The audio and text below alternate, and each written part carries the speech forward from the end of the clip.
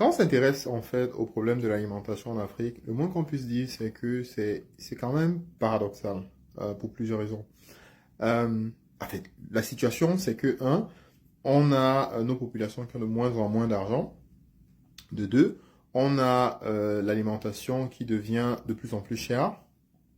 Et pendant le même temps, on perd de plus en plus de production. C'est-à-dire que on a de plus en plus de pertes post-récolte ou bien ainsi de suite. Donc, il y a beaucoup de déchets, on va dire ça comme ça, dans notre industrie agroalimentaire. Donc, par déchets, j'entends que, par exemple, les producteurs agro-pastoraux, ils perdent 40% de leur production. Et ça, c'est souvent tout simplement parce que on n'a pas le bon sac pour transporter les produits, on n'a peut-être pas les bons packaging, on n'a peut-être pas les bons transporteurs pour faire le truc, les camions qui sont spécialisés, par exemple, pour le transport des poulains.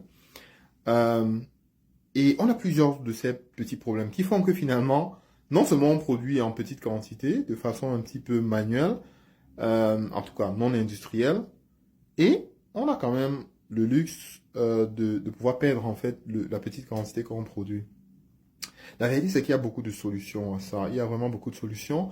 Et de l'expérience de Jean Golo, c'est que en fait, on n'arrive pas à s'organiser, c'est-à-dire avoir suffisamment d'informations pour pouvoir s'organiser entre nous, ok, afin de pouvoir euh, perdre moins, et donc du coup pour le consommateur de pouvoir acheter à des prix beaucoup moins élevés en fait. Donc, et ça, c'est une problématique qui nous intéresse au plus haut point au niveau de Djangolo. Et c'est la raison pour laquelle on s'intéresse de plus en plus à ce qu'on appelle les tontines alimentaires. Donc, en gros, c'est les personnes qui se mettent ensemble et puis décident ensemble d'acheter en gros. Donc, je fais cette vidéo parce que je suis très intéressé par cette thématique. On est en train de réfléchir à trouver des solutions par rapport à ça.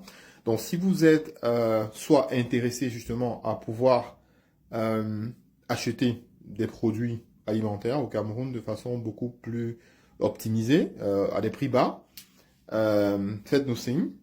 Si vous avez aussi déjà eu une expérience en fait par rapport à la tontine alimentaire, merci de laisser un commentaire, ce serait intéressant d'avoir votre feedback. Et si vous êtes un acteur qui sur le terrain fait déjà de la tontine alimentaire, je serais intéressé d'échanger avec vous.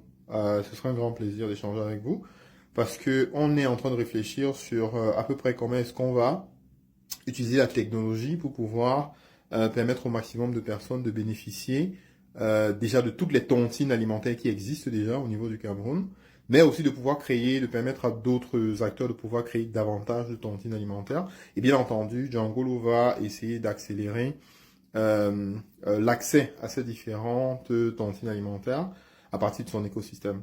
Donc, merci de laisser vos commentaires, vos avis en commentaire, et puis on aura le temps d'échanger là-dessus. Bonne journée à vous.